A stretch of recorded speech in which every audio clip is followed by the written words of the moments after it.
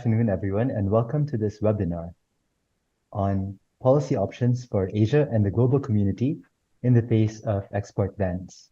My name is Louis Montesclaros. I'm a research fellow with the Center for Non-Traditional Security Studies at the S. Rajaratnam School of International Studies here at Nanyang Technological University, Singapore.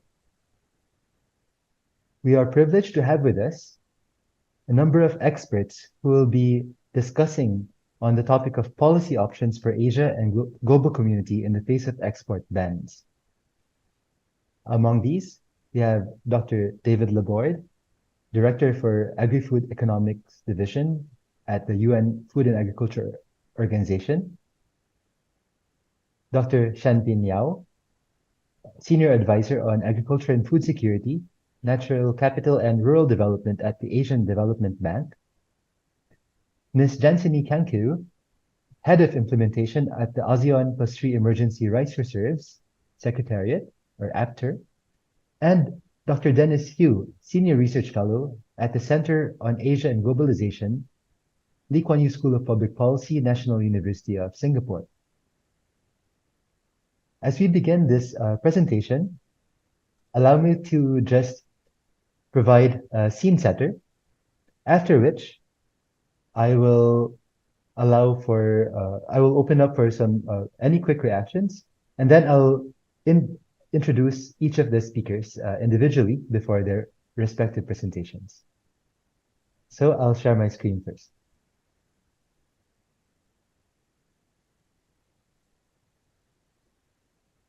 Okay. Thank you. So the topic of our discussion today is on export bans. And these slides, taken from an earlier presentation of Dr. David Laborde, together with another colleague at ADB, published by ADBI, shows the impacts of recent crises, including the food price crisis, the COVID-19, and the Ukraine crisis across the different regions globally. So Asia is among those areas which are significantly affected following Africa. You can see this in the slides on top and also below. Now, just to give an appreciation of export bans and to contextualize the thinking on it, let me just quickly reflect on the food price crisis of 2007-2008. At that time, it started with droughts in India and a wheat shortage, which, because wheat and grains are substitutes, contributed to India eventually having to ban the export of non-basmati rice in October 2007. This is followed by Vietnam's ban or discouraging of the exports of sales of rice because prices were increasing. And from an exporter's perspective, better to wait than to release the stocks now. And then the third dynamic was the Philippines offered to pay for rice at more than double the market rates in the previous quarters. Because it was expecting the prices to increase further, it therefore decided to buy rice at a higher price before it further increased. And the rest is history. Later on, in April 2008, Thailand even proposed to develop an OREC, or like a rice export cartel. And of course, we all know that the reason why the crisis stopped was when eventually Japan announced that it was announced that Japan could now release its rice in the markets. And yes, when I mentioned that the rest is history, of course, prices started to go down because everyone adjusted their actions in line with their adjusted expectations of what prices would be, importers and the exporters alike. And eventually we developed the ASEAN +3 emergency rice reserves for similar situations of emergencies. So looking now at the Ukraine war today, uh, the immediate countries that were sort of vulnerable to the wheat disruptions were Egypt, Indonesia, and Turkey, among others. And because of the prices from Ukraine for wheat were much lower than the other countries like Russia, Australia, Canada, the US, the the tendency was definitely there was a tendency to be towards more disruption, vulnerability to higher food prices for the importing countries. Similarly, in maize, countries had to reroute some of their imports towards other providers, which might have been at a higher price. At this time, India stood up or rose up to the occasion. In Feb to April 2022, India had record wheat exports. So at that time, it seemed that, okay, if India can compensate for the challenges to the supply chain, then the other sectors, then maybe the disruption is not as big. But later on, in May 2022, India felt the pinch. Of course, if one is carrying the whole world and supporting the whatever is missing owing to the war, India in turn saw its domestic prices increasing for wheat and eventually for rice as well, leading to rice export restrictions in 2022. This led to continued further domestic inflation and in heading up to July 2023. And then when Russia halted its participation in the Ukraine deal, the Black Sea deal, eventually India imposed an even larger export curb on rice and further export curbs. Of course, we know that today there are some countries that are still able to obtain rice through bilateral dealings, etc. But with the upcoming elections, we don't know what the dynamics will be in the long term.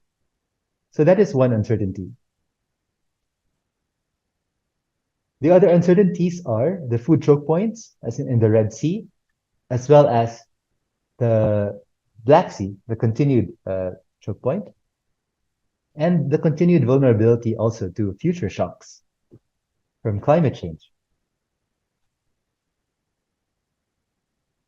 If you look at today's situation, I'm wrapping up, we know that rice prices, they have started to decline based on the FAO's rice price update.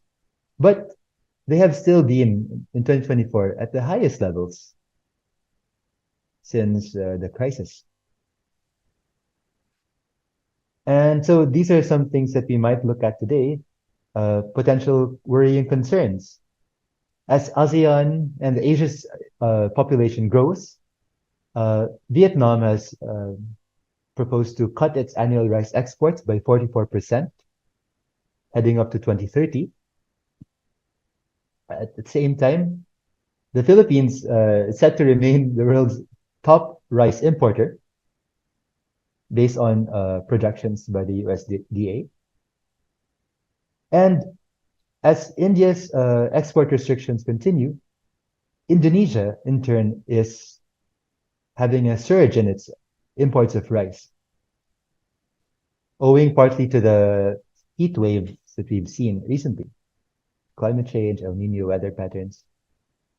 So the question is, will these events lead to a repeat of the world food price crisis, where following India's ban, are we expected to see similar dynamics among exporters of reducing exports and among importers as well of sudden expansions? Today, the Philippines is in fact exploring whether it should renew the authority of its National Food Authority to make large bulk purchases for rice. And finally, these are all not new problems. As early as 2014, ASEAN's undernourishment started increasing again after declining significantly since the year 2000, owing to climate change, reduced yields, areas affected by floods, pests, and droughts. So this is just to paint a grim picture of what we stand to face and perhaps a basis for exploring potential solutions in the long term. So with that, our first speaker, and allow me to give a proper introduction as well, is Dr. David Laborde. David is the director for Agrifood Economics Division at the Food and Agriculture Organization of the UN since February 2023. In this role, he supervises a number of flagship publications such as the State of Food Security and Nutrition and the State of Food and Agriculture, and leads the division's work on policy monitoring, policy reform, and realignment of incentives to support the agri-food system transformation. He also provides leadership on two priority areas for the institution: resilience and bioeconomy. David, over to you, please. Thank you for the introduction and the invitation to be with you today. So I'm going to directly follow up on some of the issues you have raised, and where I will try to clarify the landscape in which we operate. I will also point to some, I think, important policy implication. So we'll see, I'm going to have some slides and share my screen. It's coming. Yes, you already referred to this work, but actually I will use extensively some materials from the work I have done with my colleague when I was at the time at IFPRI, and he's still there, Abdullah Mamoun, that have worked with me extensively on this question, both in terms of documenting export restriction, but also trying to understand why we have this export restriction. And so just to say that it's a topic that I have covered extensively, actually since 2011. And first message I will have is we have made very limited progress at the global level on this issue since 2011, even if it is pretty well acknowledged.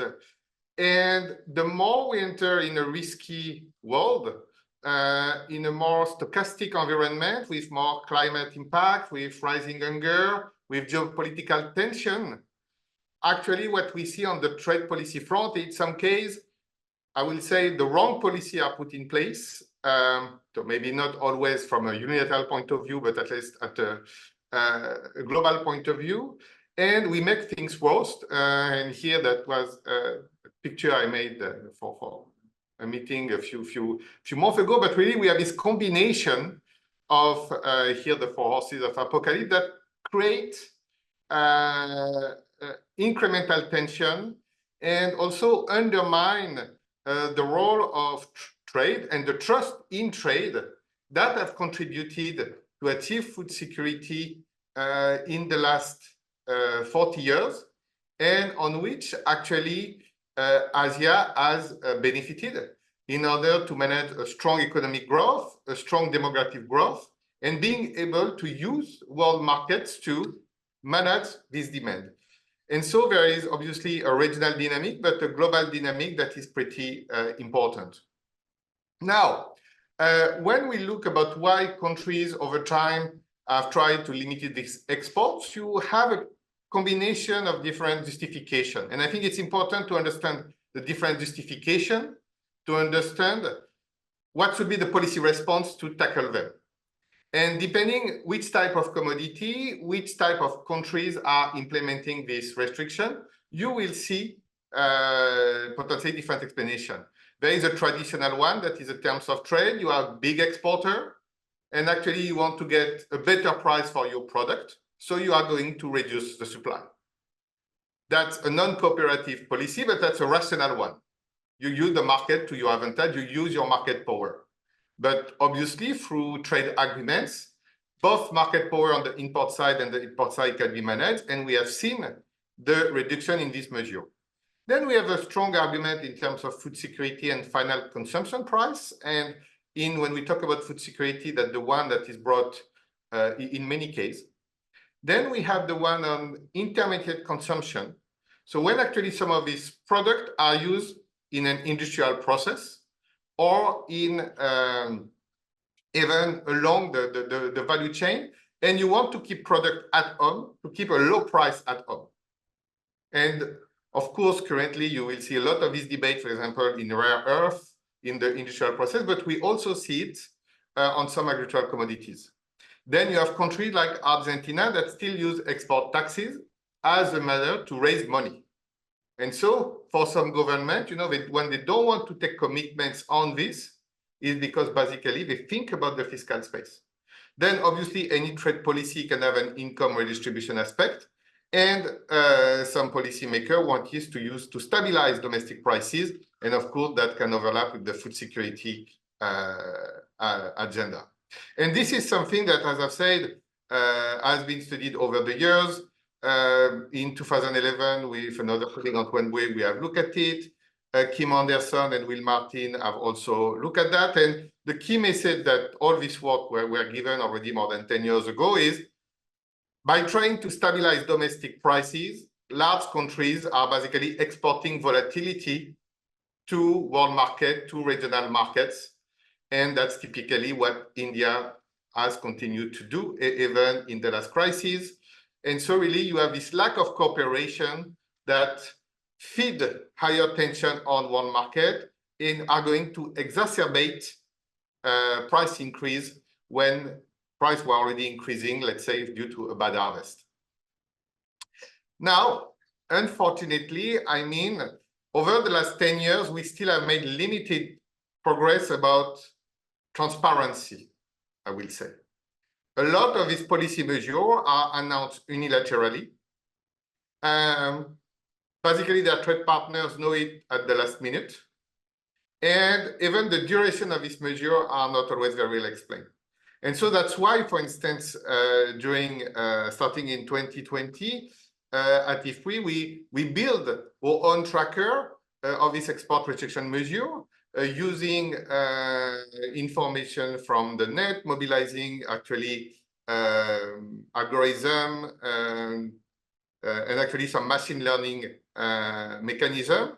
And from a more institutional point of view, within the G20, you have the ANIS that not only provide information on market, but also information on policies. But I really want to say that here we are entering in this short-term export restriction that are poorly documented and actually destabilize the markets. And of course, we have the WTO, but at the WTO itself, we have a major issue of lack of notification.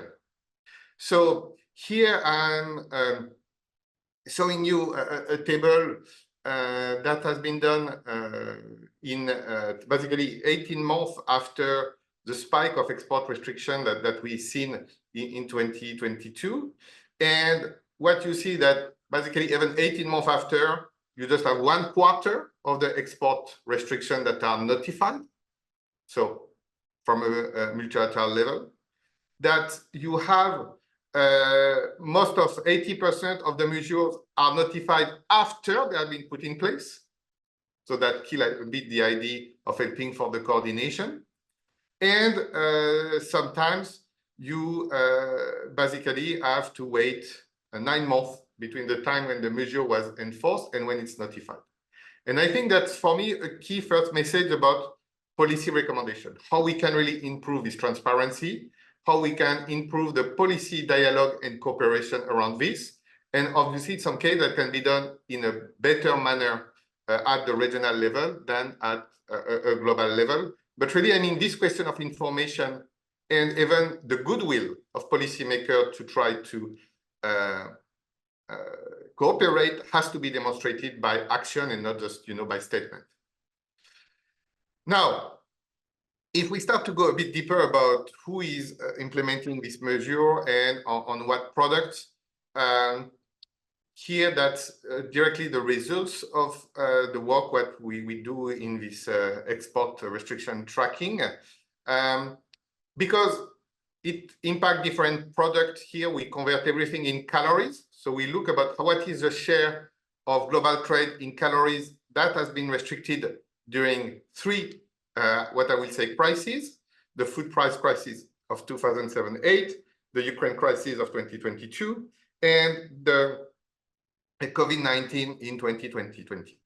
And what you see is that, and the horizontal axis, the x-axis, is a week of the year. And first you see this kind of usual seasonal pattern where we enter the year, so before the next big harvest, actually, in particular in the Northern Hemisphere. So we are in a situation where stocks start to be reduced, and we start to see shock. And unfortunately, some of these shocks are happening at the end of the year, at the beginning of the year. So remember that the COVID-19 situation deteriorated and was announced in December 2019 and starting to spike in January and February. The invasion of Ukraine took place in February. And so we are in a part where already, I mean, stocks are depleting. We are waiting the next harvest. Sometimes we have bad news or good news from the weather side on what the harvest will be. And we have this external shock that starts to bring panic to markets. Now, the COVID situation has a very different pattern, as you see, because what did happen at the time is countries started to panic, starting to say we need to keep food at home, but actually global demand collapsed, price collapsed, even transportation collapsed. So the problem was not so much to keep food at home, it was to maintain the operation in markets. So relatively quickly, export restrictions were removed on food, not on medical product, but on food. When for the food price crisis of 2007-8 and the war in Ukraine that was also associated with high prices, we have seen an increase of this export restriction, and that have actually lasted during the year. But on the right-hand side, you see the share of calories, and on the left-hand side, you see the number of countries. So here also there is something that is important, is that the big players act first, and then they can start to remove the export restriction, because at one point they still need to export. I mean, if you are a big exporter, at one point you still need to sell your product. But a number of smaller countries are basically hurt by that, will put in place export restriction, and will keep it during a much higher period of time, longer period of time. And that actually undermines also regional trade, meaning not the global market can be impacted like this, but when you have smaller countries that start to have lose trust, have start to put in place unilateral measures, they keep it longer, they are under less scrutiny, they're under less pressure, but their restrictions are maintained for a long time, and that's a pattern we see in particular in Central Asia, for instance. When we look at what has happened in 2022 and 2023, and we see which countries are putting export restriction, actually, you will see the big agricultural exporters, mainly from emerging economies that are actually all in the G20, and they put in place restriction. And even Russia put in place export restriction and increased export tax on its own export of wheat, when actually the country was complaining that sanctions was limiting their capacity to export. They were also doing the same for internal reason and taxation in particular, and pricing. But you see that also different countries can start to limit their export at different points in time, but mainly also because they are specialized in different products. That's really important. Behind each of these countries, you have a product in particular. Russia will be wheat, Indonesia will be palm oil, India is going to be wheat and rice. Ukraine, at the beginning of the war, was in the same mood that the country in the COVID-19, meaning the war starts. Ukraine said, oh, we need to keep food at home. But here also, after a few weeks, they realized that their problem was not to keep food at home, was to access world markets, still to export. So really also how policymakers react to shock and what type of evidence we need to bring them to make the right decision at the right time is very important, because all around the world, we see sometimes the wrong decision taken during a crisis, and that's something we want to address. So this graph is a translation in terms of a product, and so you can see a similarity. But here, what we see is that most of these export restrictions are really about the basic commodity, vegetable oil, and cereals, in particular, wheat and rice. And the vegetable oil sector in particular is also very important for food security. I mean, you know, when you are very poor, in particular in Asia, your meal will be fried rice. And with the rice, you get your basic calories, your staple, but actually the vegetable oil bring you fats and bring you some vitamins. So, you know, a basic meal like this can be impacted by this restriction. And so there is also, I think, a commodity level discussion, you know, with the key operators. Now, during the introduction, we had a very nice list of events about the wheat. And I just want to, give you also the same story, but basically bringing, you know, 3 of the big events that took place. So, of course, we had the start of the war in Ukraine in February. In April, we had Prime Minister Modi saying that India will feed the world. 2 weeks after, due to a change in domestic cropping condition, and that's where the climate narrative will be more and more important in the future, the prospect of the Indian harvest were down. And basically 2 weeks after, India started to ban export. And if you see on the right side the bar chart, so in blue you see the 2021 level, and in 2022 you see in orange you see the 2022 level of the wheat export of India. And you see how during the first part of the year, India was exporting more than usually. And actually, yes, in April and May, they were exporting above average. And then the export ban started to kick in. But everything was not instantaneous, meaning that some contracts were still implemented. And it's actually, you know, during the end of the year in September, October, that you really see the flows of wheat coming from India disappearing on regional and global markets. While at the same time, on the right side of the slide, upper side, you see the evolution of prices, and you see how price of wheat accelerated already before the war in Ukraine, but also was really pumped by the war in Ukraine, and then after start to decline. Now, because we are trading a lot of this basic product, it means that a lot of these restrictions basically impact more poor consumers and poor countries than rich ones. When you eat rice market, when you eat wheat market, when you eat the vegetable oil markets, actually the countries that are mainly importing this country in terms of the share of what they import are low-income countries, and in particular LDCs, both in Asia and in Africa. So these measures are actually hurting poor countries more than the big one. And when we look at now which countries, which regions, that's where we say that, yes, Africa is impacted first, then Asia, and then to a lower magnitude, you will see Europe and Latin America. On this slide, you see the share of the import of calories by each regions impacted by export restrictions. So it means that when you see Africa at 26.8%, that means that during the food price crisis, the export restriction impacted basically 1/4 of how much calories Africa is importing. And what you see in particular during the event linked to the war in Ukraine, we have a significant disruption for Africa again, but then also for Asia.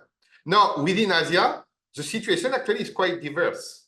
And here also what we are going to see is poorer part of Asia, more impacted, because overall, East Asia that is richer has a much more diversified portfolio of import, including in food product, including on meat product, for instance. But of course, we have, I will say, some specific stories. So you may remember the export restrictions that have impacted the chicken supply chain of Singapore. And in itself, some of the drivers of the export restriction put in place by Thailand and other trade partners of Singapore on the poultry sector was coming from the fact that the feed sector was impacted.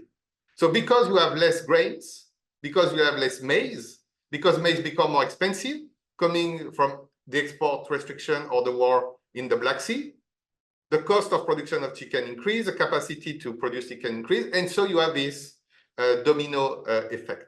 But overall, yes, poorest parts are more impacted because the key commodities under export restriction are the commodities consumed by the poor and imported by poor countries.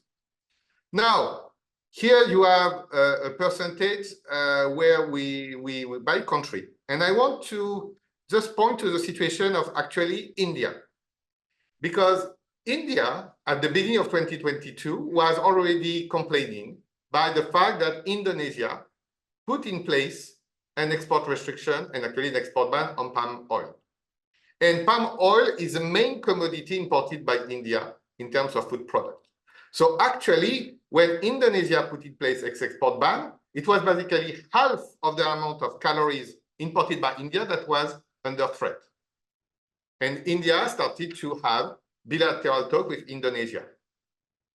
But basically 6 weeks later, meaning 6 weeks after India complained about how unfair it is for Indonesia to put an export ban on palm oil, India did the same. And so you have countries that were importing wheat from India that were in the same situation that India was when Indonesia put a thing.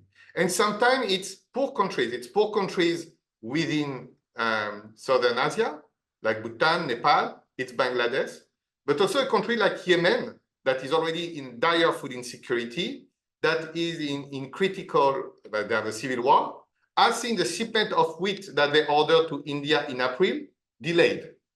So really, I want to say that, we are talking about things that can be important for the region and beyond.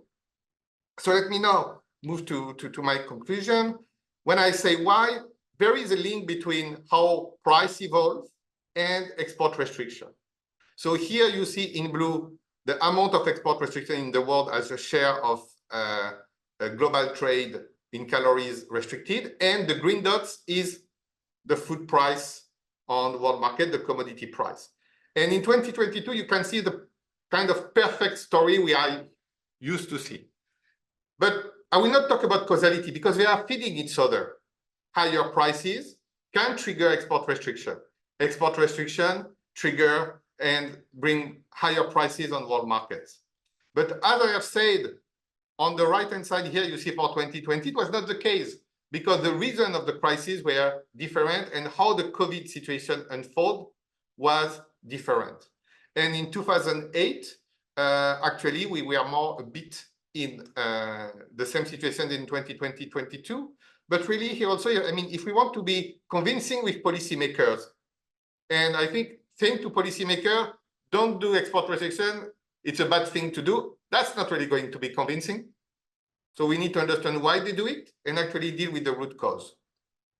And to conclude, I want to, as I've said, over the last 10 years, we have made limited progress in the sense that basically in the G20 in 2011, during that big food price crisis, the G20 countries agreed on one thing to say we should not put export restriction on the World Food Programme transaction and on humanitarian transaction.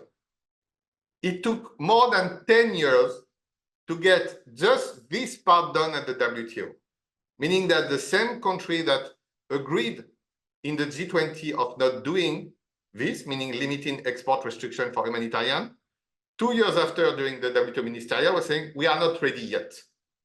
So really, I think we have to be realistic about what can be achieved. So to conclude, I will say, for me, there is three elements. First, we want to make sure that we inform policymakers and markets properly to avoid panic decision. Then when these measures are taken, we need to improve consultation across countries, but also within countries. And then we need to deal with the root cause of price instability, because that's something that we're going to see.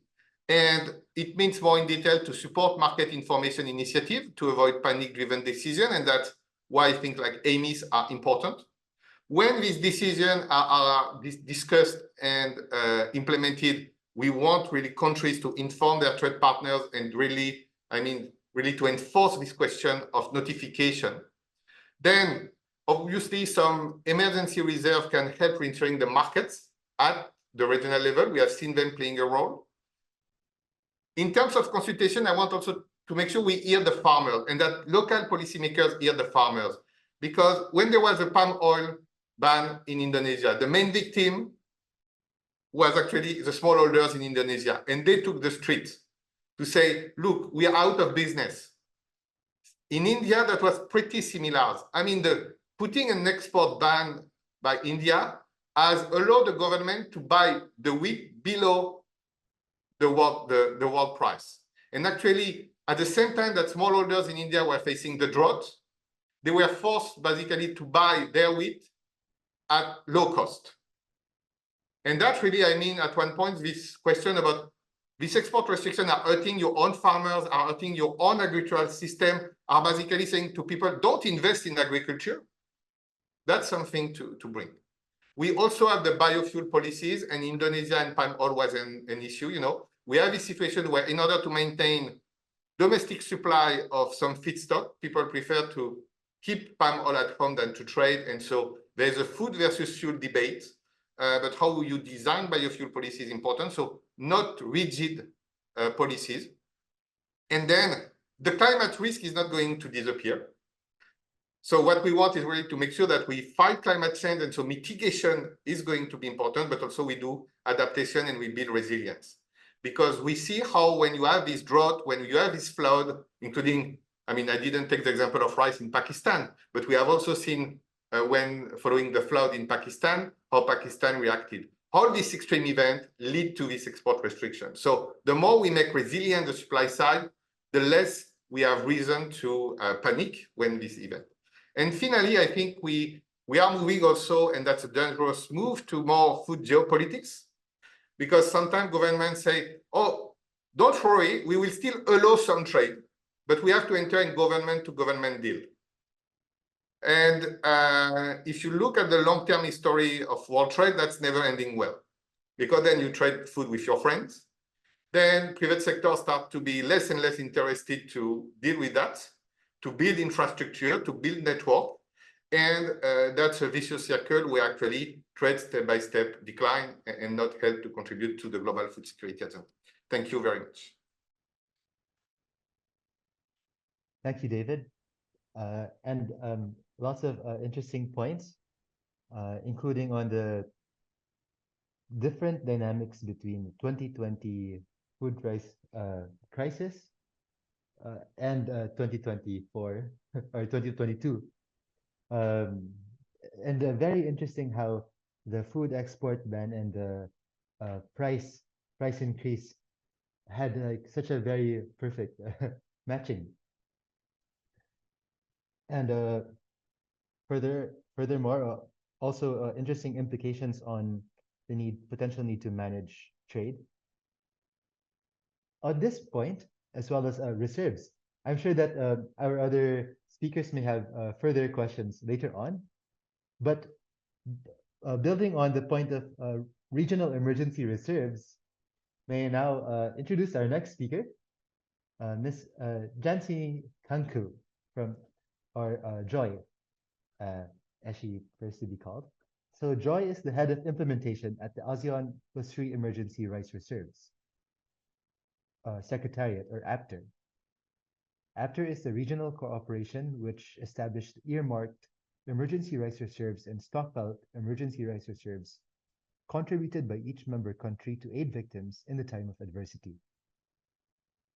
It's a significant agreement signed by the ministers of Agriculture and Forestry of the ASEAN Plus 3 at the 11th meeting of the ASEAN Ministers in Agriculture and Forestry Plus 3 on October 2011 in Jakarta, Indonesia. Joy, over to you, please.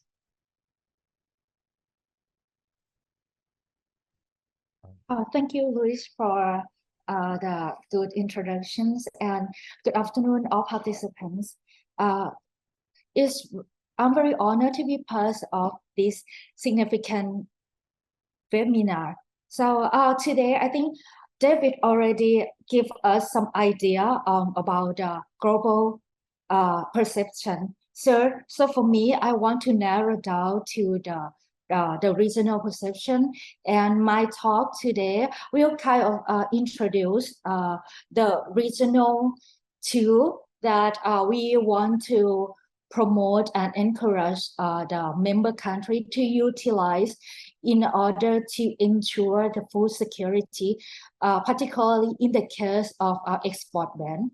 So my talk today will emphasize the role of the regional mechanism. Particularly, I will focus on the one and the only rice reserve under the ASEAN Plus 3 emergency, the ASEAN Plus 3 Corporation, which is we know as the name of ASEAN Plus 3 Emergency Rice Reserve or after.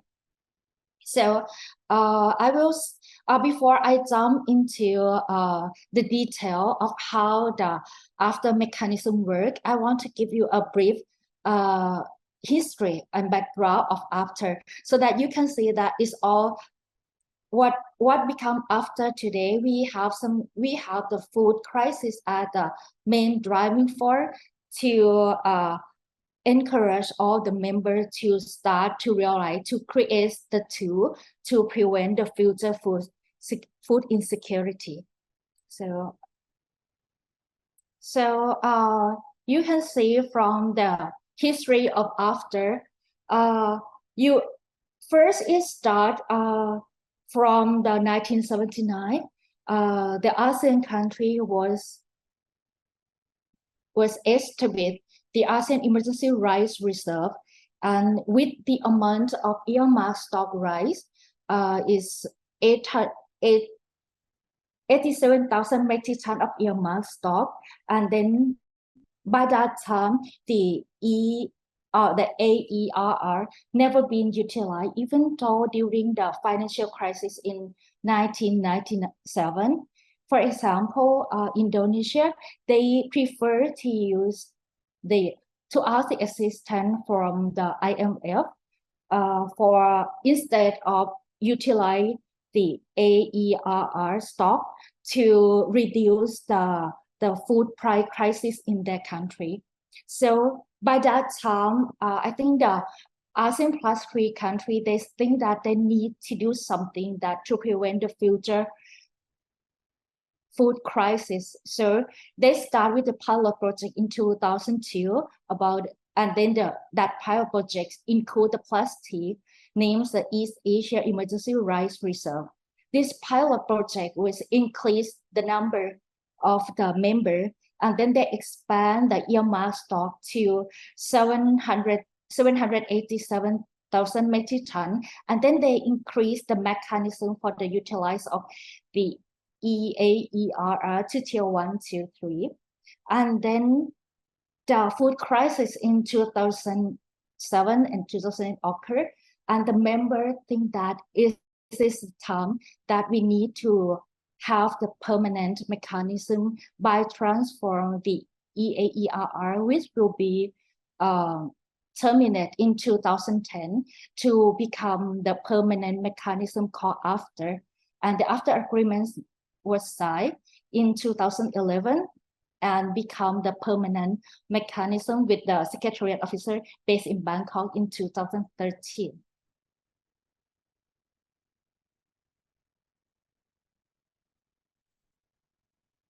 So after the food crisis in 2007 and 2008, the ASEAN Integrated Food Security Framework and Strategic Path Actions were approved at the ASEAN Summit in 2008.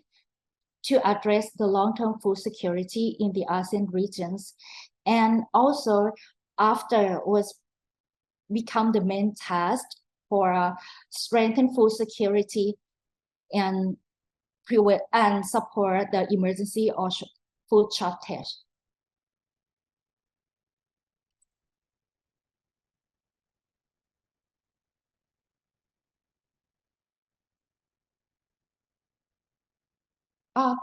I'm sorry, may I ask whether you can see my slide? I'm not sure that all of you can Yes, see me. we can see Okay, your slides. okay. Not yet in slideshow mode, but we can see them. Yeah, you can try first. Okay.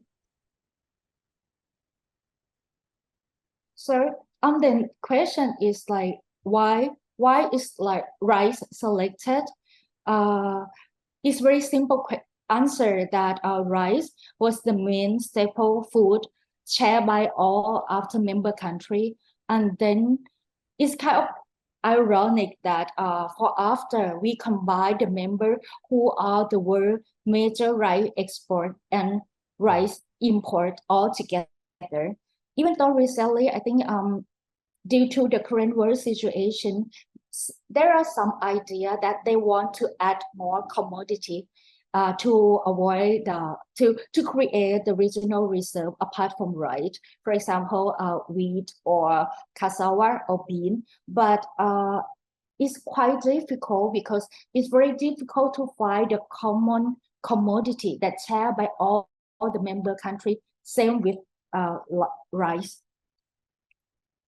So the objective of AFTER is to strengthen food security and reduce poverty and malnutrition within the region without distorting normal trade, and also to address the immediate threats to the food security in the regions caused by disaster, both natural and man-made disaster, and also for the market volatility, which is the risk posed by the calamities what can create the severe price increase in the member on the food, and then lead to the member country to impose the export ban. Yeah. Okay. So we go back to the objective of AFTER. The AFTER aim to strengthen food security and reduce poverty without distorting the normal market, and also to address immediate threats to the food security in the regions caused by disaster. I think in the beginning, after seem to focus on the natural disaster, but due to the current world situation, we expand to the man-made disaster and also the pandemic during the COVID-19, and also for the market volatility, which is the calamity can pose some risk to cause the severe price in the country, and then it leads to the food inflation. So we try to prevent from the food crisis in 2008. Next, please. So after half two Thai, I mentioned earlier, we have the earmark stock, which is utilized for tier 1 and tier 2, but in the detail, I will touch on later. So the amount of the earmark emergency rice was 787,000 metric tons of meal rice. This is the committed amount among the 13 member countries. And then the implementation is kind of like a commercial basis. And then we have the stockpile emergency rice reserve, which is go through the tier 3. We don't have the specific amount for the stockpile because it's the donation. But like for example, for this year, we receive an increasing contribution now. In the past, we will receive around 100 or like less than 1,000, but nowadays we receive, this year alone, we receive 10,000 metric tons from the member country, from the tree, in order to help the member country when they affected by the disaster. And this can be both the physical rights or the in-cash contribution that give us the money, then the after will buy the local right to support the member country. Next, please. And this is the breakdown of the earmark stock that I mentioned, that we have 787,000 metric ton. As you can see, the from the ASEAN alone, we have in total 87,000 metric ton, which is come from the AERR, and then the majority of the contribution of the earmark stock, which come from class 3, is 700,000 metric ton. Next, please. So this is the diagrams of how the after mechanism work. So as I mentioned, that we have two kinds of the stock. So the earmark stock we'll use for tier 1 and tier 2 for the commercial basis. The difference for tier 1 and tier 2 is tier 1, we have the future contract. So we do the contract in advance. But for tier 2, if the emergency happens, the member can utilize the earmarks. And then for the tier 2, for the payment, we also want to support the developing country by maybe we can have the soft loan or grant. It's up to the negotiation between the both party, the supply and demanding country. And we have the stockpile.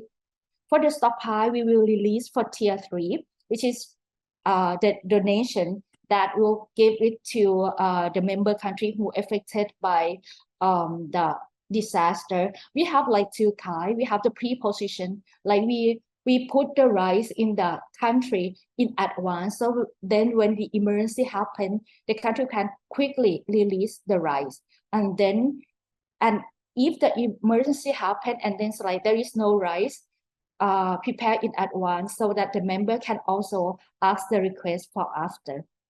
So for the pre-position, it's very useful for us during the COVID-19 when the logistics has the supply chain disruption, and the logistic has been disrupted. It's very difficult for transfer the rice from one country to another. So the pre-position was very helpful to the member country that because the rice already there, so they can utilize. So next, please. And also after we have the tool called the Food Emergency Monitoring and Information of FAME that will help to verify the emergency situation, and then we provide the information about the food availability to the member country in advance. Next, please. So I think we go to the main part of my talk today, that how the after mechanism can respond to the current rice situation, particularly for the export ban. Next, please. So you can see the risk threatened food security recently is from the frequency and intensity of natural calamities, the negative impact from El Nino and La Nina, which expected to come this year, the increase of conflicts, wars. Those is the factor that damage to the rice production and also cause the supply disruption.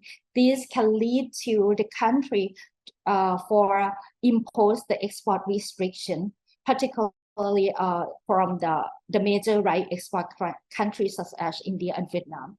Next, please. This one, you can see the comparisons of the rice price compared last year, which is a very rapidly increased compared to the 2022. But this one, it doesn't mean we don't have rice. I think the rice is already available in the market, but the problem is we cannot access to the rice, and also this cost. There also another concern is the affordable rice that particularly for the poor to access to the rice. Next, please. So what after can do, I want to focus on the tier 1 and tier 2 because it's kind of like the commercial, because the tier 1 is seem to be donation. So I will leave it there, but I will more focus on tier 1 and tier 2, and after position ourselves as the regional tool that utilize for addressing the gap in the international trade during the crisis period. We're not gonna compete with the G2G or the private sector, but we want to be the option that can fulfill the gap when the crisis occurs. So because also we have the amount of earmarked stock that's over 700,000 metric tons that commit by the 13 member countries. This can create a diversification of rice supply to the member country. This can minimize the dependency on a few main supplier, and then it's reduce risk from the export restrictions from those main supplier. Because like as I mentioned that we have the major exporter like Thailand, Vietnam, but also beside that we also have the cluster or Myanmar or Cambodia, who also produce a lot of rice, and then maybe there can be another choice for the member country to utilize if they face the export ban from their major or their main supporter. And also after is an emergency response scheme. So it's not unlikely to violate the WTO. And also the amount of our earmark stock is, I mean, frankly speaking, is too small compared to the normal G2G or normal trade. So it will be it's hardly to cause any distortion to the normal trade. Next, please.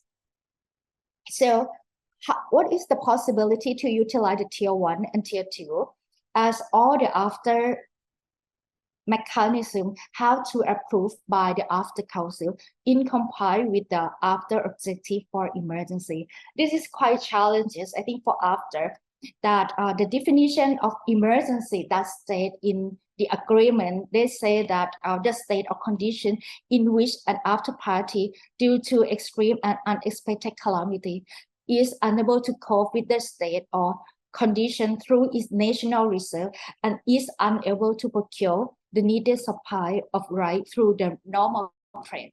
So this definition has been used since the AERR. So, and then by that time, I think we are seen to focus on the impact inside the country. What happened in only one country? So it's not the interconnected nature. But nowadays, considering the current world situation, we talk about the global supply chain. So the impact of the calamity can affect to multi-system and sector within or even across the border. So like let's say if there's something happen in this country, it can affect the rest. So it becomes the domino effects of the food supply chain. So after to be more effective and practical, the implementation of after must be considered in compliance with the current world situation. And I think since last year, the after received technical support from the ADB, and Xianbin also part of help after in order to review the existing mechanism to make sure that the after can be improved to be more practical and to be more effective in response to the food crisis. Next, please. And then what indicator that can help us to considering the utilization for the tier 1 or tier 2 to address the food shortage caused by the supply disruption? I think one and very important is the current food security situation in that country. And second, the status of the national emergency reserve. And also the last one, also we have the FEMI, which is for after the FEMI will have kind of like the alert level. We have like three levels: the normal, warning, and emergency. What after can do if the country get into the warning level, we can inform the member country to consider to start to release or utilize the tier 1 or tier 2. Next, please. And recently, just recently, after we implement the tier 1, we have the tier 1 between the Philippines and Japan for the amount of rice is 10,000 metric ton. It's quite small, but this kind of the trial, so that the after and the member can learn about how to utilize the tier 1. And then last year, the Philippines also faced the food price in the country. So the Philippines also request for additional 500,000 metric ton to the tier 1. Now we are in discussions with the supplying country like Thailand, Vietnam, China, Japan, and Korea in order to start the negotiation about the contract for the Philippines.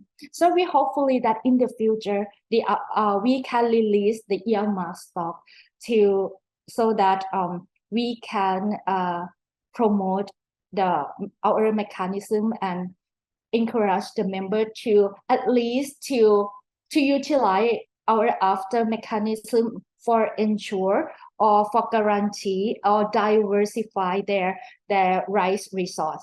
Thank you. Really enlightening to learn that. Previously, when people talk about after, they would say that, yes, but how can we use it? And now you have these warning levels or alert levels of green, yellow, and red. And this makes it more objective. And that it's also inspiring to know that you have had a trial between the Philippines and Japan for a tier 1. So I'm sure that our discussant later on may ask some more questions. So I will not preempt, but yeah, it's really inspiring and enlightening to know that the prospects for interconnected crises are considered as well. So in that regard, I now move on to our third speaker. Allow me.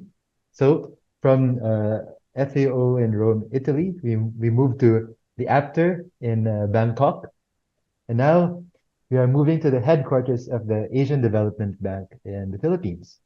Our third speaker is Dr. Xianbin Yao. He is a senior advisor to the Asian Development Bank on agriculture, food security, natural capital, and rural capital. So in this capacity, he's leading the ADB's review of the ASEAN Plus3 Emergency Rice Reserves, or APTER, as touched on earlier by Joy. Xianbin has been with the ADB for more than 2 decades, and he was previously the Director General of the Pacific Department and the Director General of the ADB's Regional and Sustainable Development Department, leading and coordinating the ADB-wide sector and thematic operations, including climate change, food security, and social development. Dr. Yao Xianbin received his doctoral degree in agriculture economics from the Michigan State University. Xianbin, over to you, please. And Xianbin will not be using. Thank you very much. Thank you very much, Louis, for the introduction. Am I audible? Yes, I can hear you. Okay. Yes. All right. So I'm actually in China.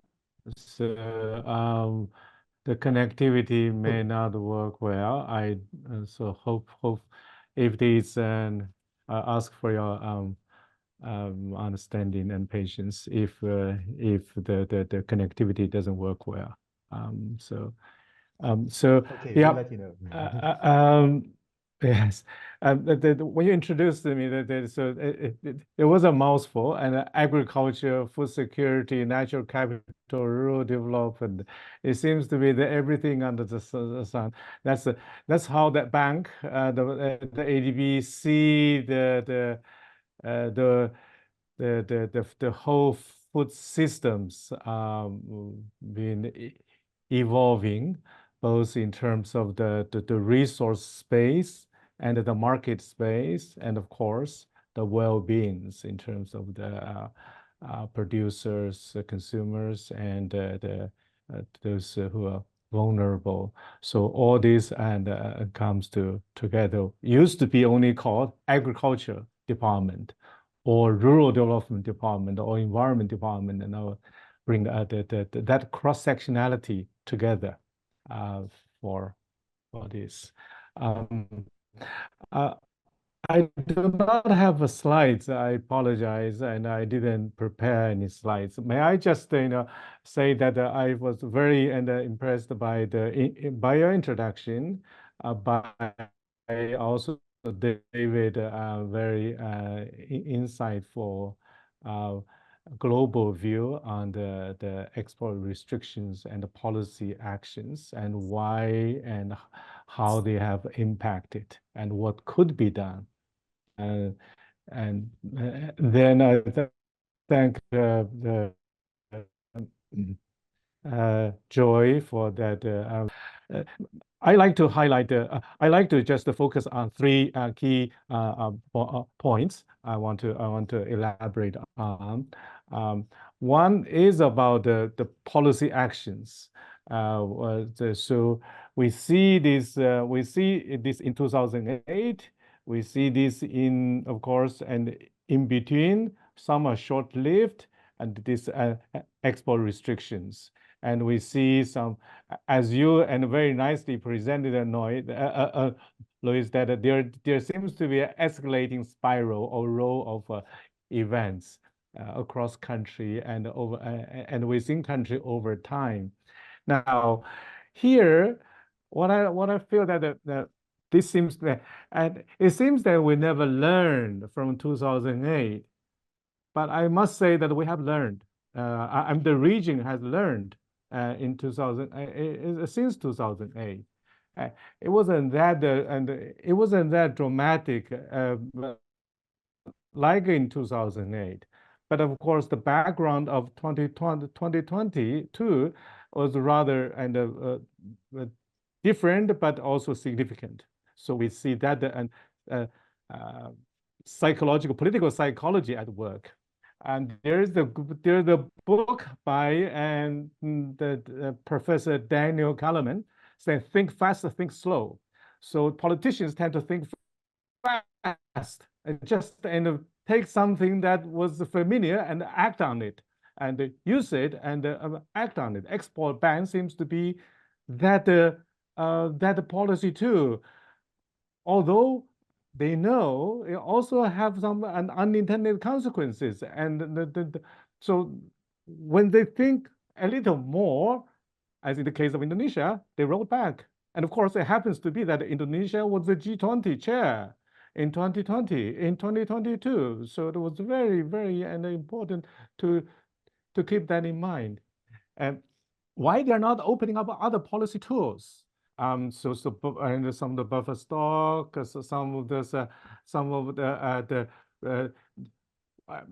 their issue, if they are really focusing on reducing the food inflation, and there are other policy tools they can use, policymakers can use to address that, including the dialogue, regional global dialogue. And this is the point I noticed, and David highlighted in his presentation. Non-cooperative game in the beginning maybe is understandable, because that's human beings that tend to have and act very self-defense way to take action. But shortly, there has to be another way of engagement. And here, what I want to say that in the case of ASEAN, there was this there is this mechanism, and there is this mechanism of dialogue. So we see that in the case of ASEAN, and you see countries haven't really overreacted as it was before. So is it working? My view that it is it working very well? Probably not. And here, when I come to the second point is how to make market work. And this is where, since 2012, since 2010 up to now, working with ASEAN Secretariat, we are and supporting the work as ASEAN Secretariat for not just is reviewing resetting the after, but also other two components under the overall ASEAN food security framework. So what is it? ASEAN Integrated Food Security Framework, AIFSF. So that has three components indeed. One is about the dialogue, the rice board. It's really the dialogue. And one is about the information system to establish FSIS, like AIMS. Then it's about the reserves, the dealing with the emergencies when it comes to the when be the market or unexpected event or through the contractual arrangements or through the humanitarian assistance, emergency assistance. So that three pillars was designed, and of course then supported by ADB to work out its technicalities. And we have heard just Joy now earlier presenting how after as designed was working. She focused on tier 1 and tier 2. And last year, ADB was commissioned, was tasked by AFTA to carry out after 10-year after action review or so the continuing implementation review after 10 years. So I have to give credit to my colleagues who have been carrying out the reviews, and the three of them, David Dahl and Dada Adriano and Roel Briannas. They have been working very closely with the team, Joy and others. So what we have found, we find that yes, that as we have heard from Joy, and the team, the setup is there, and it is, and the team is working very diligently. But at the same time, there are these issues that need to be dealt with. For example, Joy also mentioned, how do we define emergency?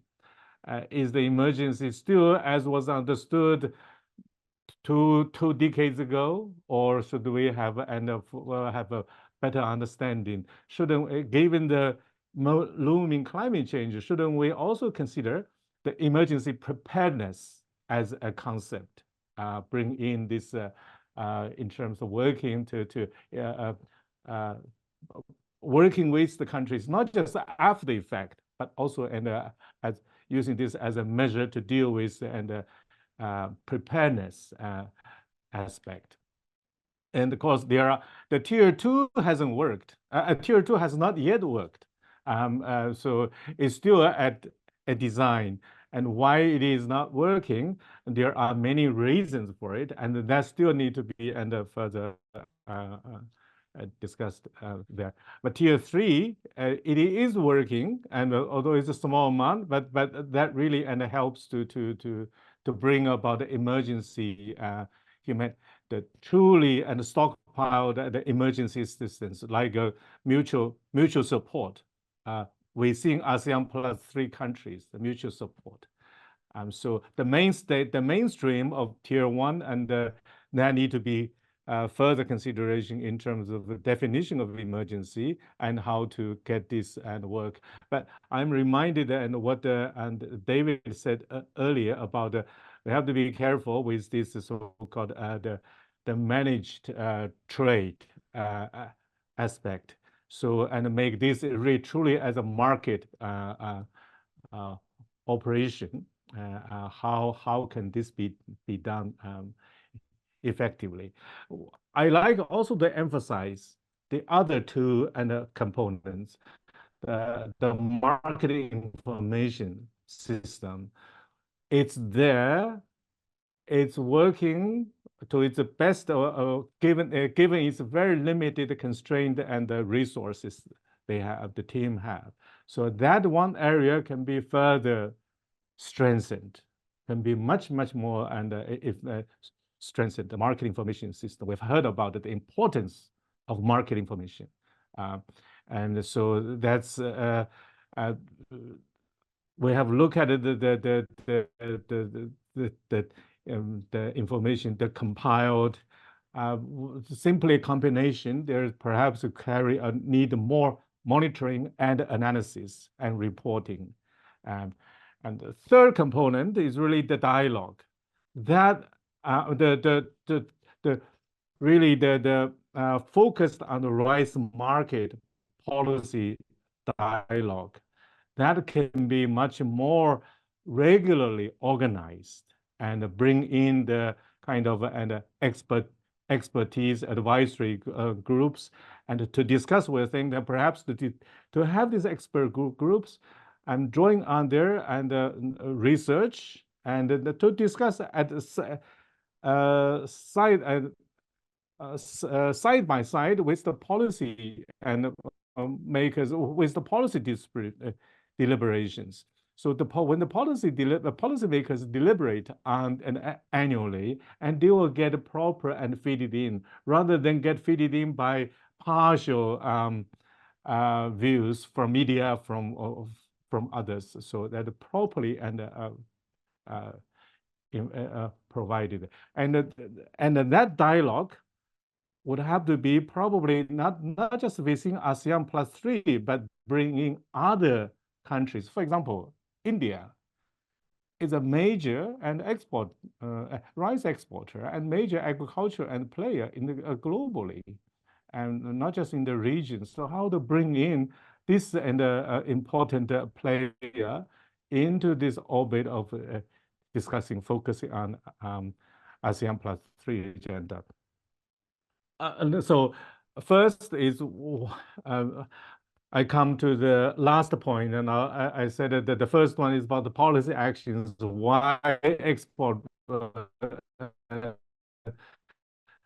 restrictions, and the second, how to make the market better opponents, and the third is really the long terms, and what is the most critical concerns with the looming climate change, with the underlying structural concerns about the undernutrition or even the malnutrition. It's really to address the fundamentals, the agricultural productivity, the resource depletion concerns, and the issues of how to reconfigure the policy actions, from shifting from subsidies to investment in research infrastructure and the market infrastructure included. And it is in these areas, I think, the bank has been, and the Asian Development Bank has been providing huge and continuous in support and policy advisory support to the regions. We just had the Asia Food Security Forum last month, and so we discussed it after. That's as a market, how the market can work better, how government can support and the market work better. But the other aspects is how to make sure that the overall underlying vulnerability of the food systems is addressed through financing, through research, through policy work. So may I just stop here? So we'll be happy to join the discussions. Thank you, Loy. Thank you very much, Xianbin. And yeah, so without trying to summarize, allow me now to introduce our discussant. From China, we now go back to Singapore. Our discussant is Dr. Denis Hu. He is a senior research fellow with the Center on Asia and Globalization at the Lee Kuan Yew School of Public Policy, National University of Singapore. So prior to taking this position, though, Denis was the director of the APEC Policy Support Unit from 2011 to 2022. So this is the research arm of APEC, a regional forum. So building on the dialogue you mentioned, it's a regional forum that promotes trade and investment in the Asia-Pacific region. He led a team of skilled professionals that provided high-quality evidence-based research and technical support to APEC senior officials, the committees, and working groups. Denis is a financial economist by training, who holds a Bachelor in Economics from the University of Warwick, and a Master's and PhD from Manchester, University of Manchester. So he's published extensively on economic integration and the Asia-Pacific region. So we'd really love his reactions. Let's discuss it. Over to you, please, Denis. Thank you. Thank you, Louis. I'd like to thank RSIS as well for inviting me for this very important webinar. It's also great to see some old friends in the panel. Xianbin, for example, I've not seen him for many years. So it's good to see some old friends as well and to have this discussion. So what I'll do is for the next 10 minutes or less is I'm not going to go to every single presentation and just give my points. I may touch upon the presentations, but what I like to do is to look at some of the implications on regional economic integration, with particularly within the region of ASEAN. And I may echo a little bit of some of the points that Xianbin has talked about on ASEAN, and also to look at some of the longer term strategies that we should be looking at. Some of you who follow ASEAN know that they're coming up with an ASEAN Economic Community post-2025. And food security actually is a very important pillar of that economic integration. And I'll touch a little bit about that too. Let's start off with looking at some of the impact of these export bans and trade restrictions. I mean, David's talked about some of the sort of the wrong policy decisions and panic decisions that was made. We looked at the food crisis, and Louis too, he talked about the food crisis in 2008, and as well as comparing that with what we see more recently in 2022. In a way, I think, yes, the root causes were very different, but like what Xianbin said, I think there are lessons that they've learned over these many years. And we know that, we've seen that, right? Despite some of the challenges and lockdowns, many countries try to ensure as much as possible that food supplies continue to go through the supply chains as much as they can. This is despite the fact of some knee-jerk reactions by some of our ASEAN members, as well as other countries like India, in terms of all these export bans. But I think we saw that there was some effort in terms of regional cooperation in trying to get that moving. And we know that because we've seen the devastating impact of the 2008 food crisis, right? We know that the impact it has on the poorest countries, as David has talked about, its longer-term implications on malnutrition, on health. I think in 2008, I think the World Bank came up with numbers like, more than it affects particularly the young, in particular in children, and school dropout rates during that period of time, particularly in countries like in the poorest parts of the world, Africa, as well as Asia. Some dropout rates were as much as 50%. So we've seen the longer term implications, and I think that's one of the reasons as well why we see the impact of that crisis is not as devastating. I think compared to what we saw more than 20 years ago. I think let's look at the bigger picture as well globally. I think we know right now the global economic landscape is very uncertain, hostile even, yes. The world IMF has just come up with a World Economic Outlook forecast for the global economy. I think it's about 3.2% this year, same next year, and I think their 5-year average forecast is about 3.1%. It's been the lowest in decades.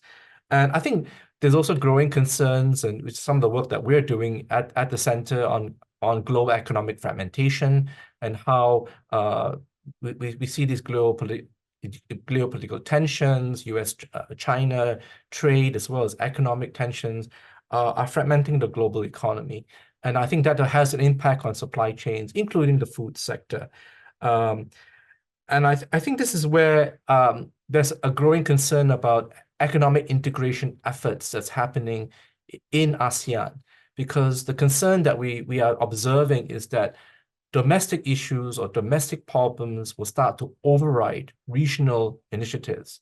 And that will make it problematic that ASEAN agreements, whether it's or ASEAN Plus agreements like APTA, or more closer to ASEAN, some of the trade agreements will be affected in terms of its implementation at the national level. So one of the problems that we find, and I've just edited a book volume looking at the ASEAN Economic Community, is one of the biggest challenges that ASEAN has many types of legally binding agreements, but the challenge is translating that at the national level. I think that's one of the challenges. And of course, we know we have very weak enforcement mechanisms as well as monitoring. So therefore, compliance becomes very challenging at the ASEAN level.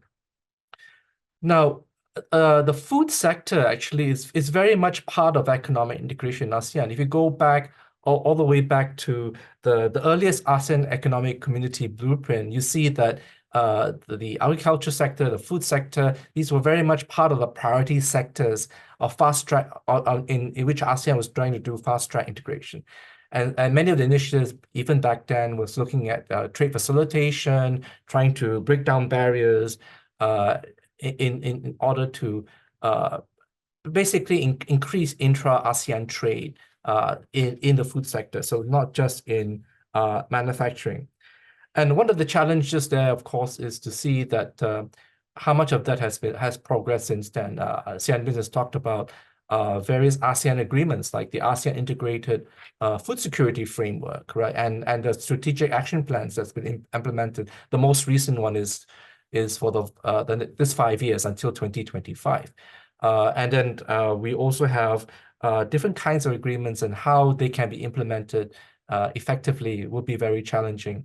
One of the proposals that we've made in some of the work we've done is that it's important, and I think that's also back to David's point, that we need to listen. We need to listen to different stakeholders, from farmers to the private sector to also to NGOs who are in this sector.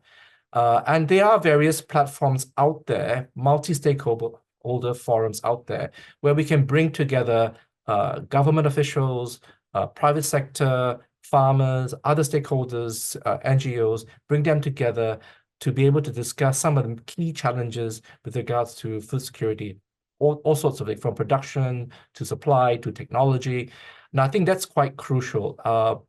It's always been challenging in ASEAN because it's very top-down, but I think it's important to listen to the various stakeholders if you want to have effective and successful implementation of your agreements, and that includes APTA. I think Joy has done a splendid job in talking about the mechanics of APTA, and I'd be looking. I'm not sure whether the review, the 10-year review by ADB is out yet, but I'd be very interested to look at that. I think I have one point that made. If you look at the amount that's been earmarked, it's 787 tons, right? Metric tons. It's small, right? I mean, it's really the supply and demand of that is small. It's not changed, I think, for, I don't know, 15, 20 years. And out of that, I think 700,000 is basically contributions from China, Japan, Korea, right? So over 90%, right? So I think it's important for some of the bigger producers in ASEAN, that includes Thailand, Vietnam, to look about whether they can increase their contributions under the AERR, right? Which is the ASEAN component. And why is that important? Because, I mean, we've seen a very, kind of an uncertain environment out there, right? So I think it's important for us to increase our regional resilience in case of external market volatilities. So it's not just about depending on our dialogue partners, right? We need to find ways to strengthen our own domestic resilience in case of future food crisis or other kinds of emergencies. And somebody brought up a very interesting point about emergency preparedness, because in my previous life, when I was in APAC, in fact, right after the pandemic, we're talking about having a regional level emergency preparedness policy toolkit, right? By that time, we were looking at pandemics, but it also applies to food crisis and food security issues too.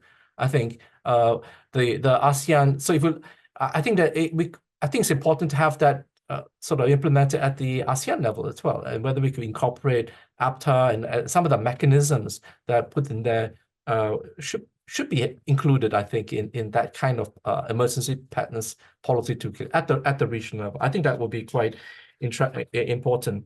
So I think moving forward as well, I think it's important as the region continues to integrate to ensure that we embed some of the key issues on food security as part of the post-2025 AEC blueprint or strategic plan. I'm not sure what they're calling it for the next 10 years.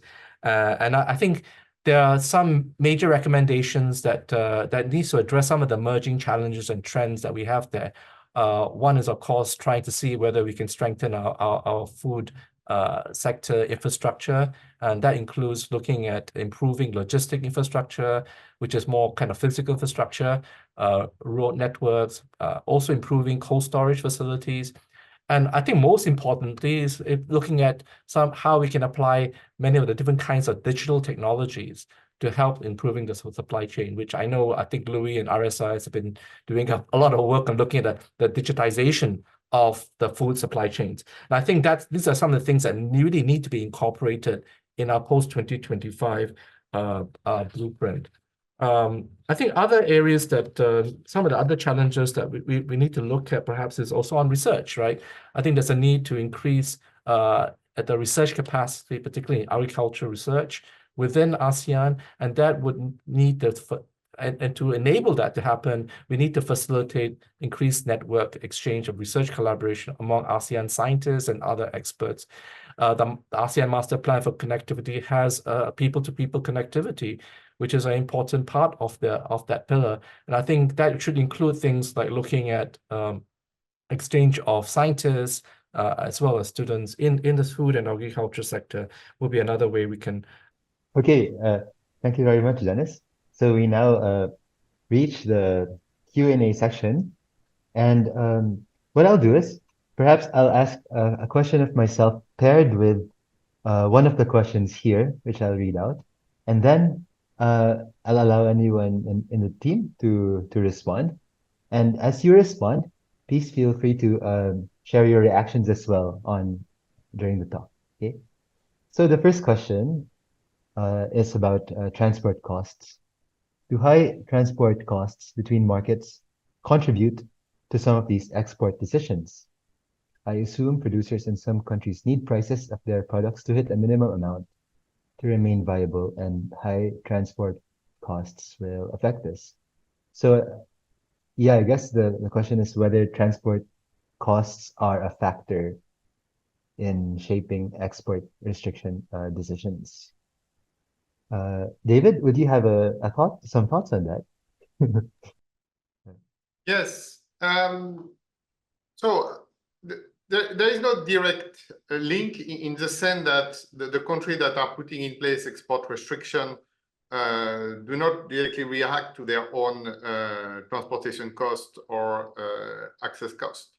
Now, the role of access cost actually can be twofold. One is, and we see, for example, in Central Asia. So, for example, if you are a landlocked country where basically you have high access cost, from the importer side, you may not have so many options to diversify, for example, your trade partner. You just depend on one country. So, I mean, if you are Nepal or Bhutan, you have to go through India. And it's not like if your wheat will come from Argentina, we'll go through India and we'll reach you. So, you know, you are dependent of what India is going to do. Same thing in Central Asia. The role of Russia is pretty important. So to this extent, access cost and transport cost are shaping trade pattern and create, in some cases, asymmetry of power or condition. And then what we see is when actually transport costs increase globally, just because the price of oil increase, or because we have disruption, you know, in the Suez Canal or in the Panama Canal, that push prices up. And when prices up, that's where we can see also export restriction taking place. So that's where I say, there is a link, but there is a structural one and a more crisis one, but it's more indirect than, oh, I have high export cost, so I'm going to put an export restriction or not. Okay, thank you for that. Our next question is, did India's rice export restrictions affect Southeast Asia significantly, given that different varieties are grown? Would anyone like to take this? Well, okay. Well, yes, even if I will take it. Even if Southeast Asia doesn't grow the same types of rice as India, it does import Indian rice. So therefore, India's rice export restriction does have an effect on Southeast Asia. Okay. So, Joy, yes, please. I just want to share. For these questions, I think it's not directly impact to the Southeast Asia, but I think it's kind of the wake-up call. I mean, I'll just talk from our experience. I think it's the wake-up call for our member country, particularly the importer, that they're not gonna rely on the main export anymore.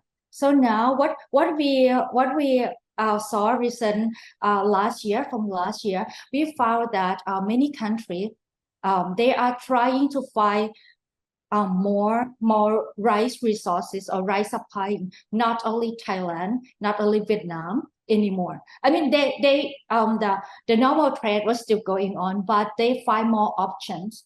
I think, for example, many countries like Singapore or Philippines, they want to they want to devise their rice supplier in case if the main exporter do the export ban, so that they can go to another. And I mean, for after, we also have some requests or discussion with the member that they want to do the tier 1 with not Thailand or Vietnam, but for Cambodia, Myanmar, or even the +3, because they have like the bigger amount of rights. So I think this kind of not directly, but it's kind of the indirect effect to particularly the import country to try to diversify their rice sources in case if the future that those main supplying country they do the export ban. Particularly, I mean, you can see already, right? India during the COVID-19. So that I think that was just to give some information for that questions. Thank you. Thank you. I see David has raised his hand. Yes, and to add on this, I think also we have two types of domino effect taking place. So if you see what India started to do in 2023 in particular, is first you put a ban on broken rice. And broken rice actually is something consumed in Africa, so there was already an impact. But then they moved to a ban on non-basmati rice. And 1 month after, they say, we put a ban on basmati rice that is going to be sold at, I think, below $1,200, So this is this creeping effect that you start with something. So already that's an impact, as it has been said, on the market, on how people are looking at it. But people tend to always add more and more. And on even the broken rice, it has also an impact on the feed industry in Southeast Asia.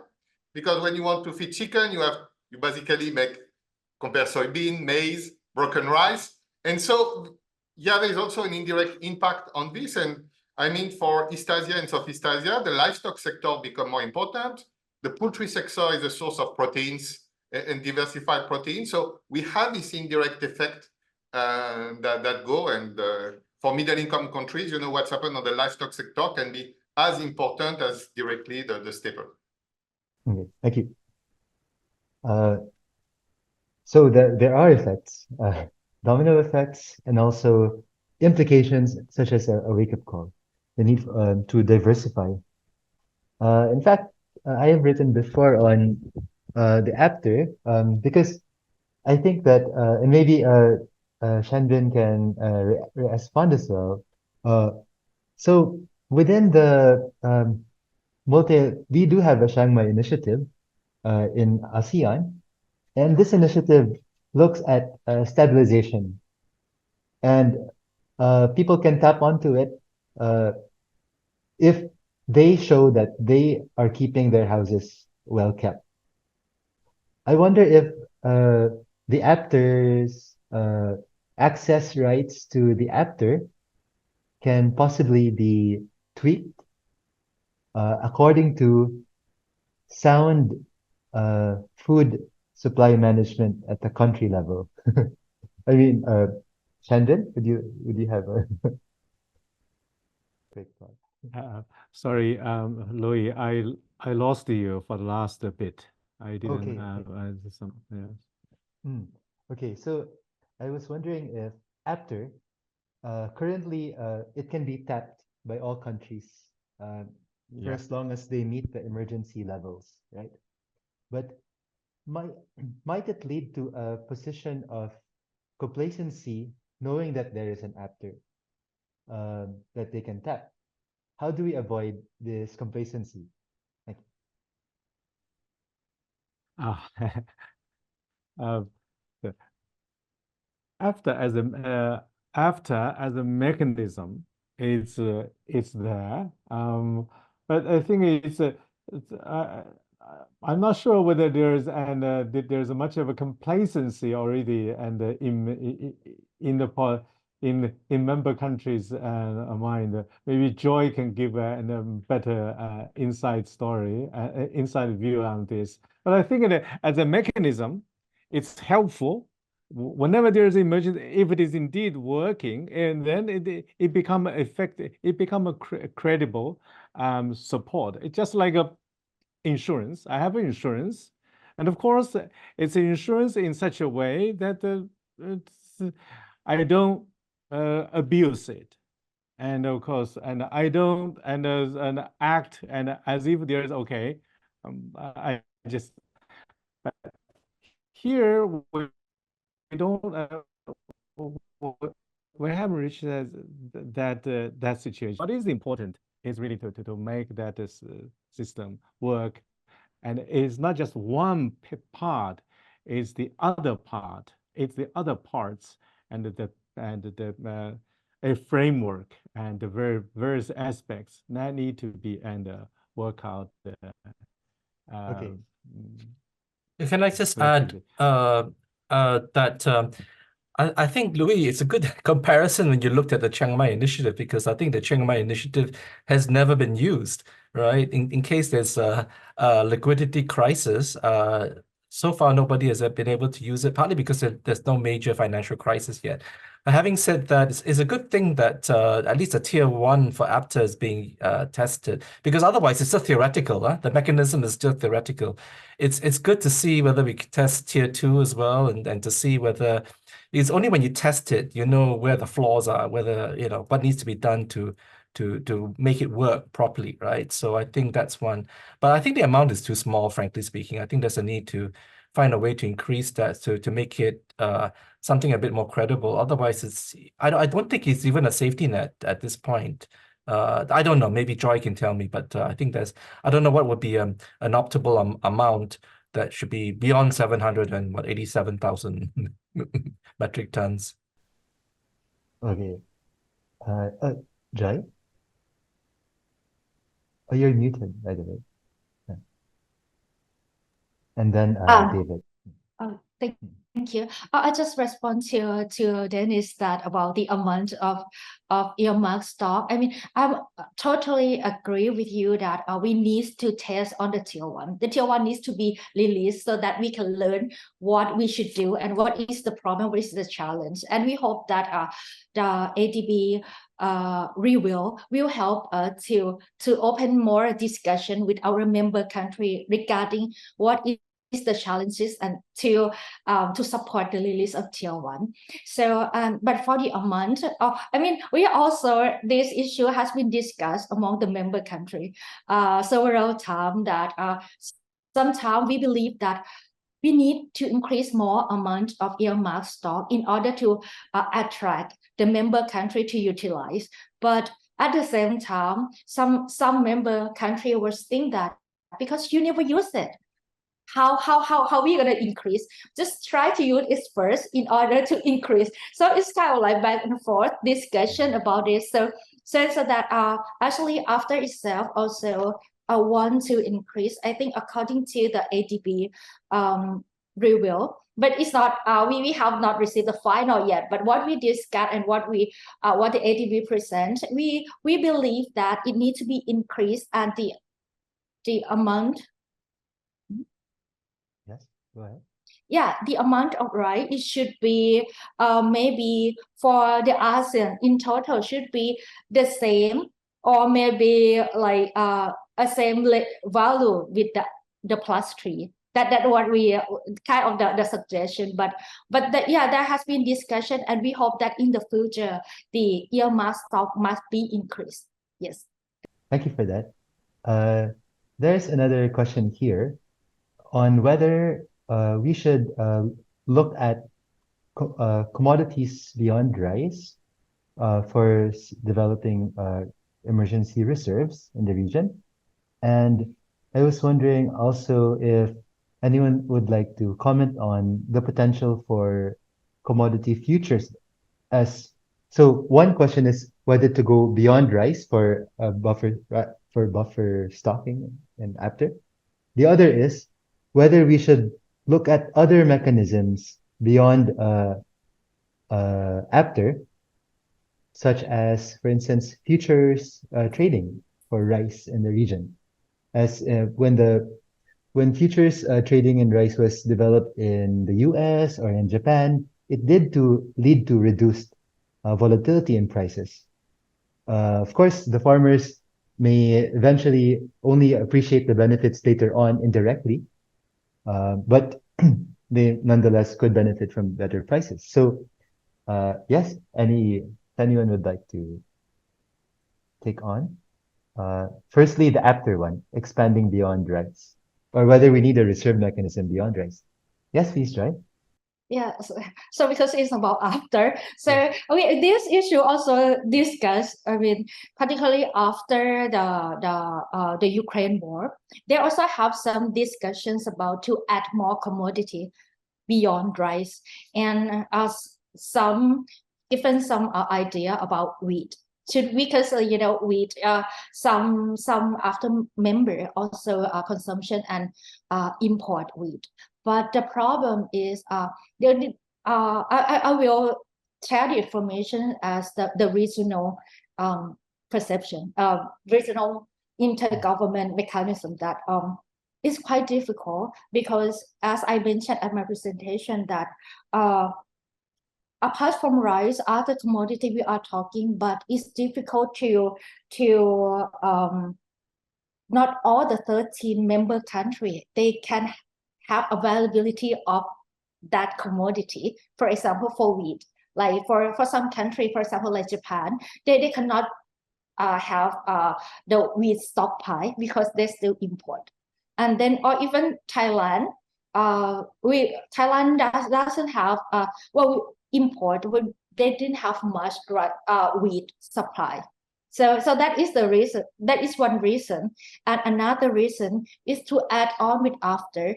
We have to think about the legal perceptions that I mean, if you add on with after, apart from rice, you have to revise, you have to amend the regulation, the amend. That will take very long time. And then so that what the member mostly they are suggest that it's better if you want to add more commodity, maybe to have individual or independent, but the same model with after. That would be more faster and more possibility. That is one of our experience from after that we discuss about this issue as well. Thank you. Okay, thank you for that. So to Louis, explore can I some similar ones. Yes, Xianbin. on the futures market, may I just say Oh, a yes, few yes. words? This topic was studied after 2008 2007, 2008 food rice crisis. And ADB commissioned a study at the request of the member countries and ASEAN as part of this ASEAN food rice market, rice market reform agenda that work. And the result come out that so there was a study. The results come out saying that the what is the purpose of a futures price? A futures market is for the price discovery, is for the risk management. You said, okay, in the fundamentals doesn't at that time does not warrant a sort of establishment of the futures market.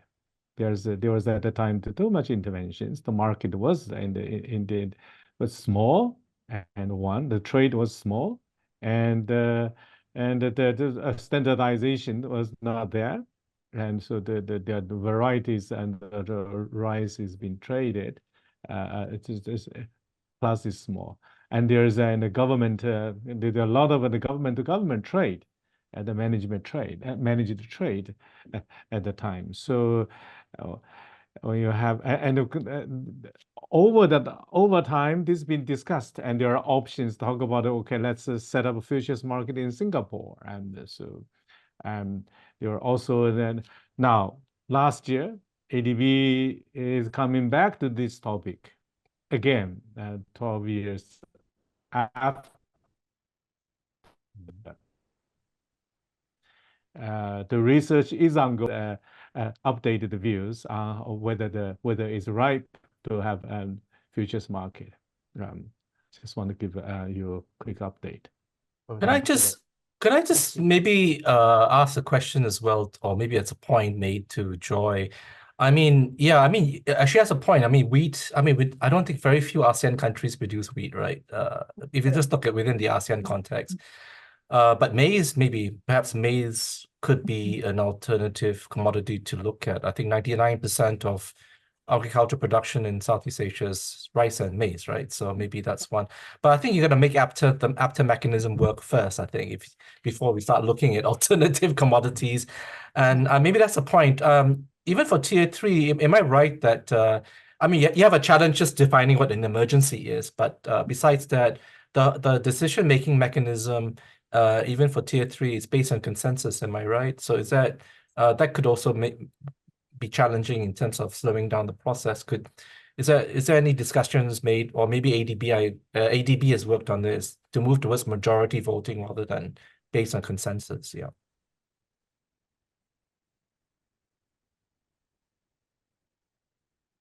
Yes, go ahead, please, Joy. Joy? Yeah. So it's quite difficult to change from the consensus to majority. I think because we adhere to ASEAN protocol, but frankly speaking, the decision making doesn't take so long. Because like for after propose is for the emergency assistance. So I mean for tier 3 particular, it's like very quick. It's only like 7 days that just the member to say yes, and then it's done. And then we never have any experience that the member to stop the request.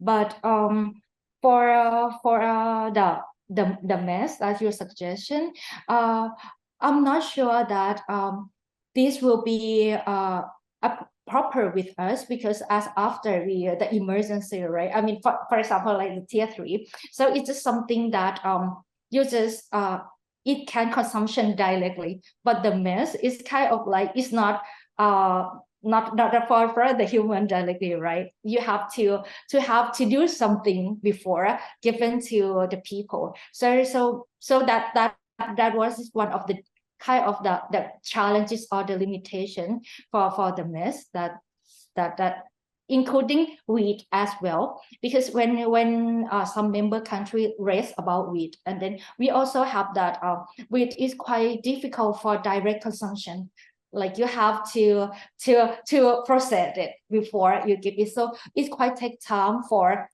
emergency assistance. Yes.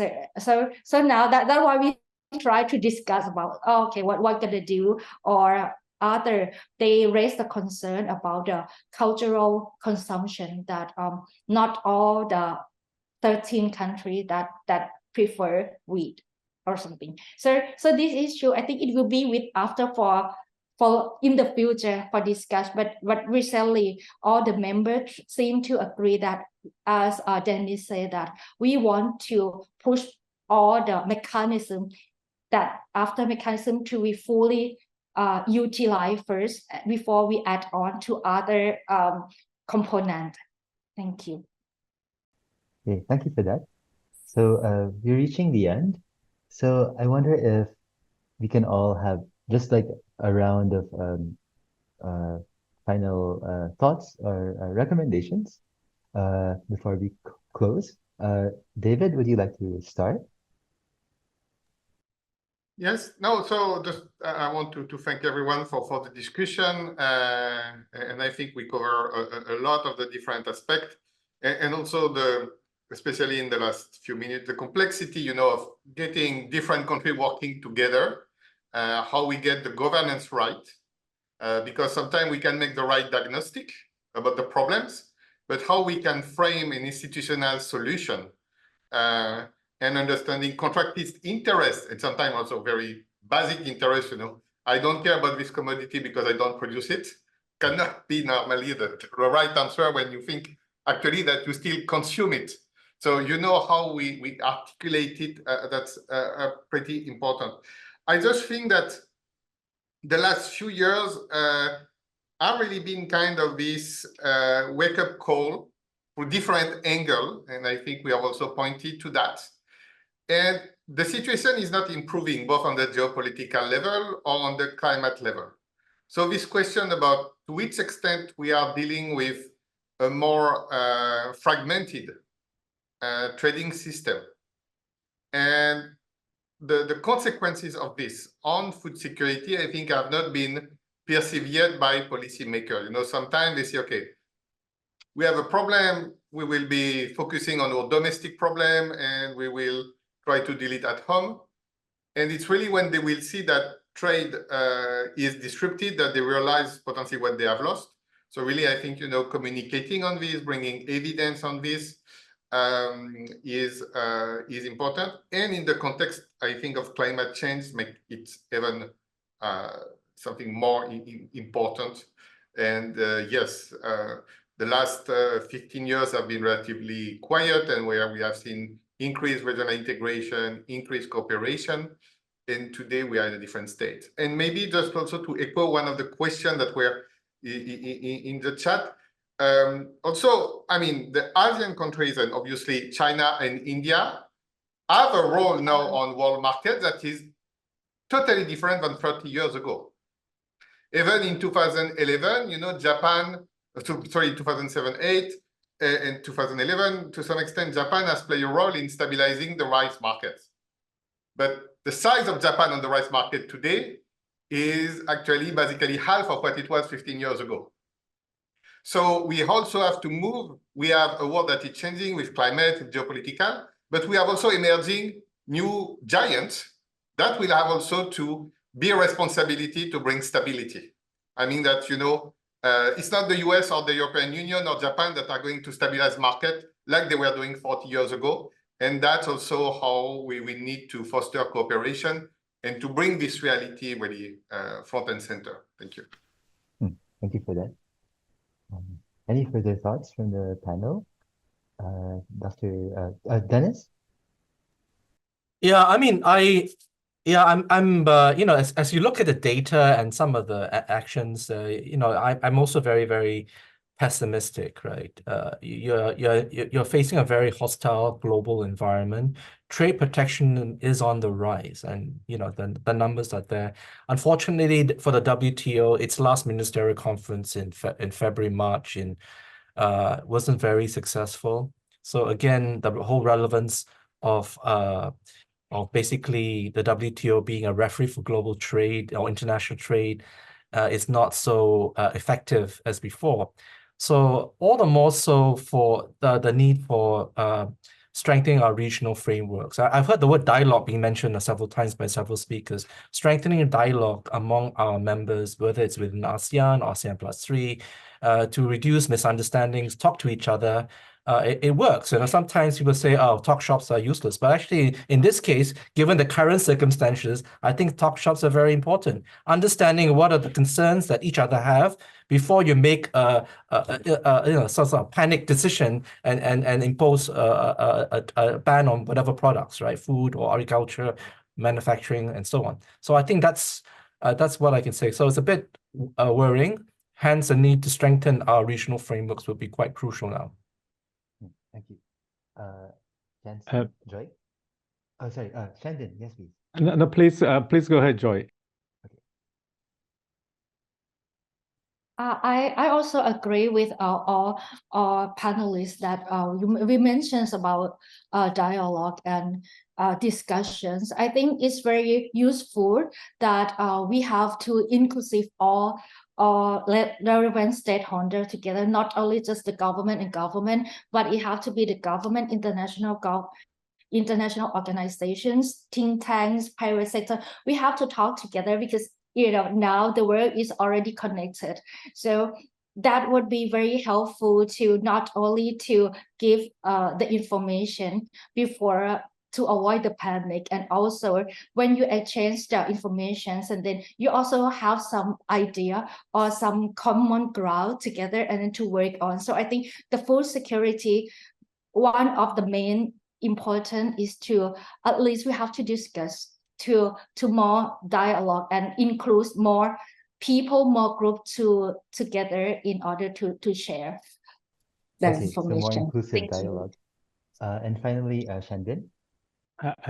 Let me just add to let me just second to what all the my fellow three fellow panelists have noted, the importance of regional collective action cannot be overestimated now, overemphasized now. The formal, informal, the government and all stakeholders, the beyond ASEAN, beyond the +3, beyond ASEAN, the Asia group, and this is very important. And Denis mentioned one thing about this, and going to the next phase of ASEAN Economic Community AEC. It's very much and a timely topic for moving forward. The food security is that prime importance for the region. So that's why the ADB and has supported this review, and we hope to see that this when the final report comes out and get the timely response from the member states, and then move to the next strengthening of the program. So thank you very much. Okay, thank you very much. Thank you to all the expert panelists who've joined us here today to discuss a very important topic. The discussion is not yet finished. I mean, we will continue following these issues. And for the members of the audience whose questions I wasn't able to get, apologies. So thank you, everyone, and we hope to have you again in our future webinars on food security and non-traditional security. Thank you.